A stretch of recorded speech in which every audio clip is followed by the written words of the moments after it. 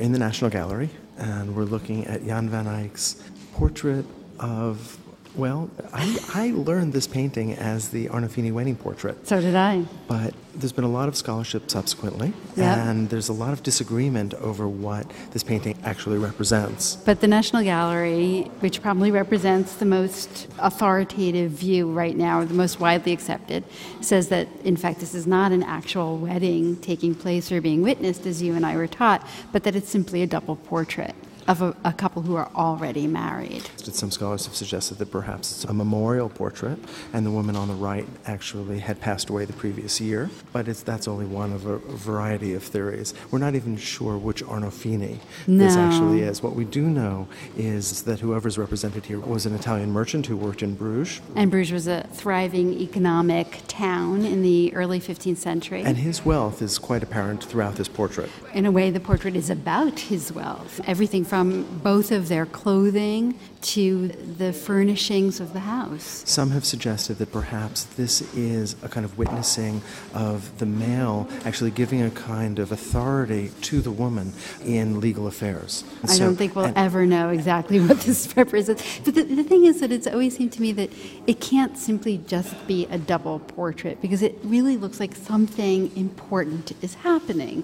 They're joining their hands, their shoes are off, which now those all have symbolic value, and this is a period when there's tremendous importance put on symbolism. So the shoes being off, for instance, as you mentioned, is often a reference to a kind of sacred event taking place. We have a single candle in the chandelier, which I was taught was a symbol of the presence of God. But again, we're just not really sure. But the way that they're joined together, the way his hand is up, perhaps he's just greeting the visitors who we see in the mirror. There are two people who are in the doorway, actually wonderfully situated where we would be looking at this painting. It does seem to me like something significant is going on. There is a kind of witnessing taking place. Yeah, and I think that that's reinforced by the signature that we see above the mirror and below the chandelier that says Johannes van Eyck fuit hic, or translated, Johannes van Eyck was here. So there is that sense of the artist's presence, the artist witnessing, the artist being here in this room with these figures. Let's go about this painting and really look at the different elements, because there are many things that we do agree about as art historians.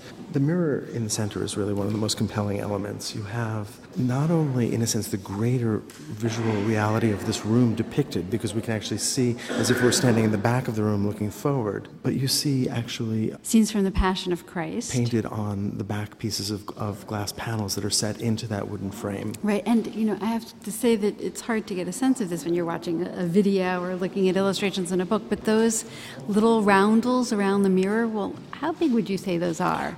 They are, I would say, about half the size of my fingernail. Yeah, they're tiny. And yet we can make out what scenes from the Passion of Christ are represented there. There's that attention to detail, and detail painted in enormous clarity that we associate with the Northern Renaissance. So, some of this painting seems to have been painted with a single hair brush. Yeah, absolutely. If you look at the hair of the dog, for example. So the dog is an interesting element, because you wouldn't expect to see a dog in a formal portrait. How many wedding photographs have you seen with a dog in it? Actually, dogs are common symbols in paintings of couples, because the dog is a symbol of fidelity or loyalty. Of course. There's tremendous attention that's been paid to the dress of both figures, and there's a kind of curious element because they're wearing fur-lined clothing, and yet there is fruit on the tree outside.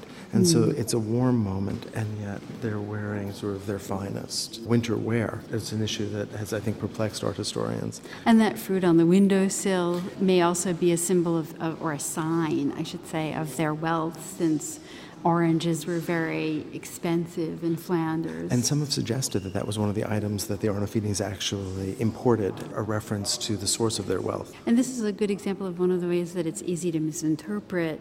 It looks as though the scene is taking place in what we would think of as a bedroom, in a kind of private space. But in fact, bedrooms were not that in the 15th century. They were rooms where you received visitors. And a symbol of wealth. And there are all kinds of symbols of wealth here. Beyond the oranges, if you look at the carpet down on the floor, that would have been a symbol of both taste and wealth. Look at the way that we see those tiny little cuts in the green robe that she wears this heavy, that's been frayed out. That was it's amazing. That was a very fashionable. And the crispness of the lace that she wears around her head. Now, there's a mistake that is often made, which is people often look at the sort of the bulge of her belly and suggest that she's pregnant. But we're pretty clear that she's not. This was very much an expression of the fashion of the day. Another way that it's easy to misinterpret based on what we know in the 21st century. Van Eyck is, I think, critically important not only because of the brilliance of his painting, but because he was using oil paint in a way that had never really been used, and is able to create a kind of luminous quality, a richness of color that tempera simply couldn't achieve. Yep, and he's doing this because he's applying thin, multiple layers or glazes of thinned out oil painting so that each layer is translucent, and layer after layer applied creates these incredibly deep, rich colors. Which allows him to then produce this rich, luminous, incredibly subtle light.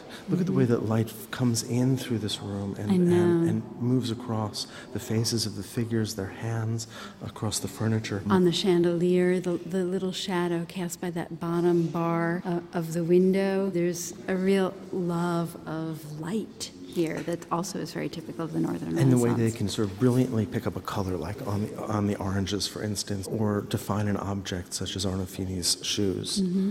The figures are kind of elongated. The space of the room seems very cramped. It's filled with all of these material objects. It's certainly not perspectively correct. Right, and both of those things, that lack of interest in human anatomy and a rational, perspectively correct space, really tell us that we're not in the Italian Renaissance, we're in the Northern Renaissance, that love of texture, the use of oil paint, the attention to detail. Van Eyck is a master, or the master of the Northern Renaissance.